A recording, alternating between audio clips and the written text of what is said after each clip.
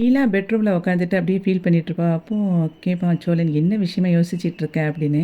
இல்லை, இந்த வீட்டில் நம்ம கல்யாணத்துக்காக எல்லா செலவும் பண்ணுறோம். ஆனால் அந்த வீட்டுக்கு வரப்போகிற பொண்ணுக்காக நம்ம எதுவுமே பார்க்க மாட்டேங்கிறோம். வீடே ரொம்ப மோசமாக இருக்குல்ல. நாம் பாட்டுக்கு எல்லாத்தையுமே செலவு பண்ணிவிட்டு அதுக்கு காசு இல்லைன்னு நம்ம நினைக்கக்கூடாது அப்படி இப்படின்னு ரொம்ப ஃபீல் பண்ணுவாள். நான் அட்ஜஸ்ட் பண்ண மாதிரியே அந்த பொண்ணும் அட்ஜஸ்ட் பண்ணணும் நம்ம நினைக்கக்கூடாதுல்ல. அப்படிங்கும்போது நீயே வசதியான வீட்டிலேருந்து வந்த, ஆனால் இவ்வளவுத்துக்கு அட்ஜஸ்ட் பண்ணும்போது அவங்க வந்து இதை விட ஸ்மாரான வீட்டில் தான் இருக்காங்க. அதெல்லாம் ஒன்றும் பிரச்சனை இல்லை. என்ன நானே அப்படி சொல்லாதீங்க அப்படின்னு அவள் சொல்லுவாள். இங்கே பாரு, நீ ஏற்கனவே வந்து உன்னோட கம்பெனி இப்போ தான் ஸ்டார்ட் பண்ணியிருக்கேன். அதுலேயே ஏகப்பட்ட பிரச்சனை இருக்கும். தேவையில்லாமல் இதில் போட்டு குழப்பிக்கிட்டு இருக்காத. அதெல்லாம் அண்ணன் எல்லாம் பார்த்துக்கிடுவாங்க.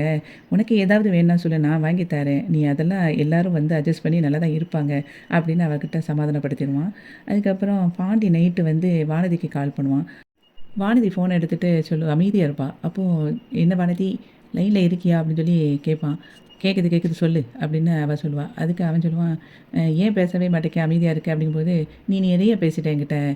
என்றைக்கும் பேசுகிற மாதிரிலாம் இல்லை. அந்த டாக்டர் போய் கல்யாணம் முடியும்னு சொல்லிட்டேன். நீ பேசுனது முதல்ல எனக்கு பிடிக்கவே இல்லை அப்படிங்கிற மாதிரி சொல்லுவான். அதுக்கு அவன் சொல்லுவான், நீ நப்பில் ரொம்ப கம்மியாகவே பேசினேன், நீயும் பேச தானே செஞ்ச அப்படிங்கும்போது, பாரு என்றைக்கும் பேசுனதோடு இன்றைக்கி நீ ரொம்ப அதிகமாக பேசிட்ட. நீ முதல்ல நான் உங்கள்கிட்ட நல்லா பேசணும் அப்படின்னா நீ என்கிட்ட மன்னிப்பு கேளு அப்படின்னு சொல்லி அவள் சொல்லுவாள். உடனே பாண்டி வந்து சரின்னு சொல்லிட்டு அப்படி கொஞ்சம் சைலண்ட்டாக இருந்துட்டு, சரி சாரி அப்படின்னு சொல்லி சொல்லுவான்.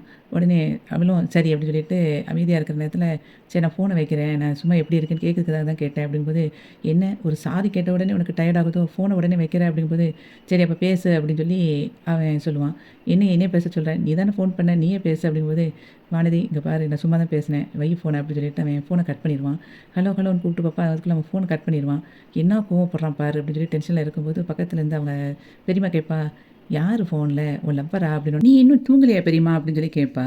ஆமாம், நீ கத்தி கத்தி பேசுகிற இதில் நான் தூங்கிட வேண்டியதுதான், எப்படி என்னால் தூங்க முடியும் அப்படின்னு சொல்லி சொல்லும்போது, எனக்கு ப்ரைவசியே இல்லை, நீ பெசாட்லி எப்போ தான் வந்து தனியாக வீடு பிடிச்சி போவே அப்படின்னு சொல்லி கேட்பா.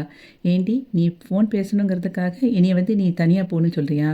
நீங்கள் வீடு பார்த்து கொடுத்துட்டா நான் பாட்டுக்கு போக போகிறேன் அப்படின்னு அவங்க பெரியம்மா சொல்லுவாள். அதுக்கப்புறம் அவங்க பெரியம்மா கேட்பா, ஏண்டி நீ லவ் பண்ணுற ஆளை எனக்கு இன்ட்ரடியூஸ் பண்ணி வைப்பியா அப்படின்னு சொல்லி அவள் கேட்பா.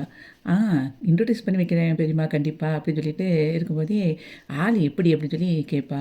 அவனா, சூப்பராக இருப்பான் ஆளே, பேர் பாண்டியன், பேர் தான் அப்படி இருக்கும், ஆனால் ஆள் நல்லா இருப்பான், ஆனால் சொந்தமாக ஒரு மெக்கானிக் கடை வச்சுருக்கான் அப்படின்னு சொல்லிட்டு ரொம்ப சந்தோஷமாக சொல்லுவாள். ஆளை பற்றி பேசின உடனே சந்தோஷமாக இருக்கிற மாதிரி இருக்குது அப்படின்னு சொல்லுவா. உடனே வானதி சிரிப்பா. சரி சரி சீக்கிரம் தூங்கு, காலையிலே நான் கடைக்கு வேற போக வேண்டியிருக்கு அப்படின்னு சொல்லிட்டு படுத்து தூங்கிடுவாங்க.